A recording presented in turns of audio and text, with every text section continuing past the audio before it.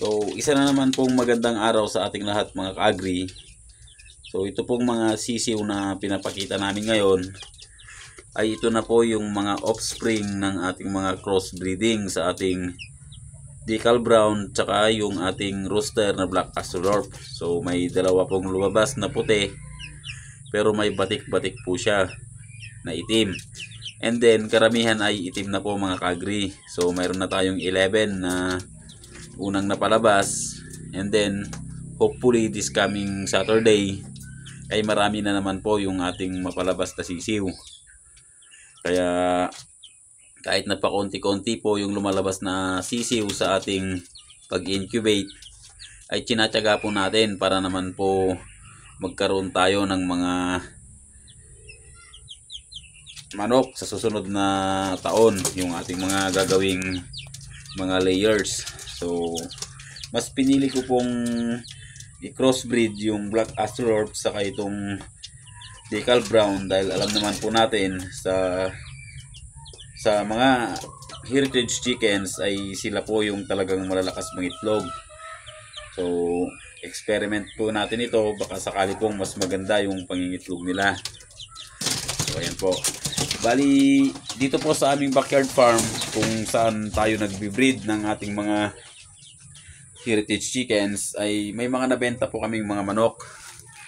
And then last Sunday ay kinuha din po yung ating dalawang inahin na ginagamit, pero kumuha po tayo ng kapalit na pure Decal Brown. So tignan po natin ngayon itong aming mga nabili. So pinalitan po namin sila ng 5 inahin. Yung dalawang kinuha ay pinalitan natin ng 5. Bali ito pa rin po yung dati natin, yung maganda. And then ito na po yung ating mga nabili. So mga laying na po sila.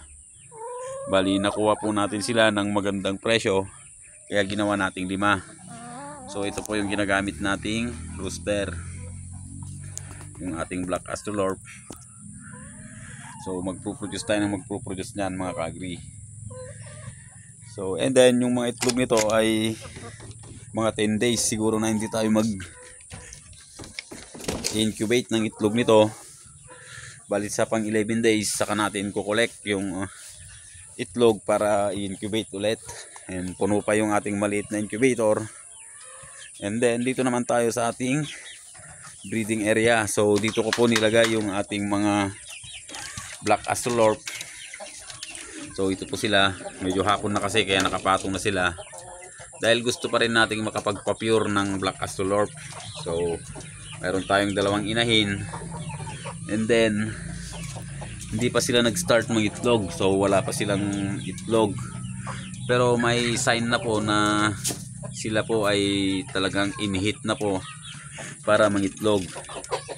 And then dito sa ating area dito sa mga sisiw ay may 8 nabawas na rin po dito sa ating area dito. Bali itong nandito sa kulungan na to ay halos puro mga lalaki na po ito, at sila po pinapalaki natin para po may dispose.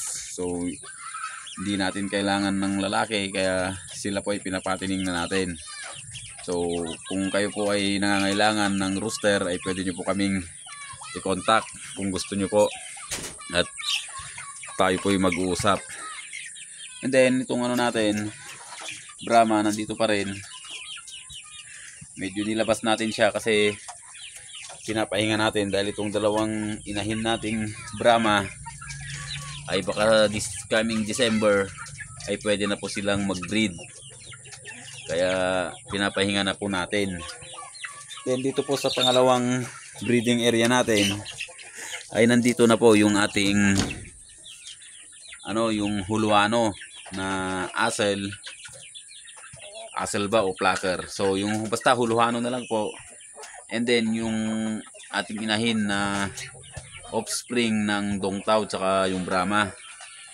So hindi ko na kino-collect yung itlog dahil hayaan na lang natin na maglilimlim siya, kasi nung last time ay naglimlim po yan.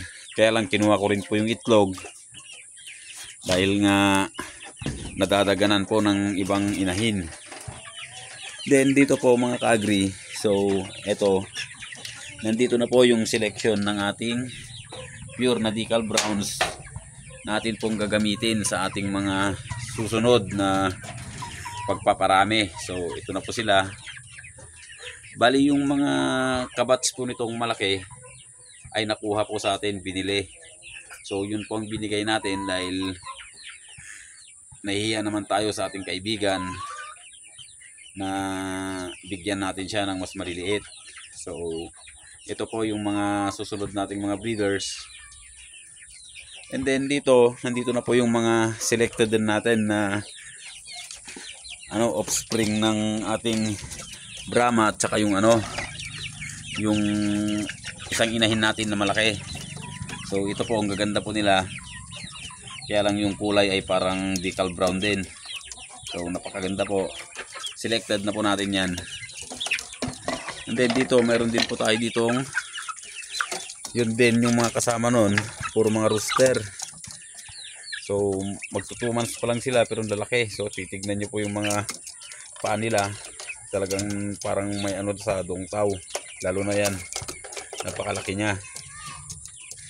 So ito binabalak kong gawing pang upgrade sa ating mga native, pero tingnan muna natin dahil napakalaki po niya, baka magandang i-upgrade po, pang upgrade po yan. Tapos ito yung pinaka last batch natin na in-incubate. Baka kukunin din po ito ng ating kaibigan na kumuha ng ating mga alagang manok. So ganoon lang po, kung sakaling may bibili ay bibigyan natin, at yung mga maiiwan ay yun po yung ating gagawing layer. So bali tiyaga-tiyaga lang muna para tayo po ay makapagparami.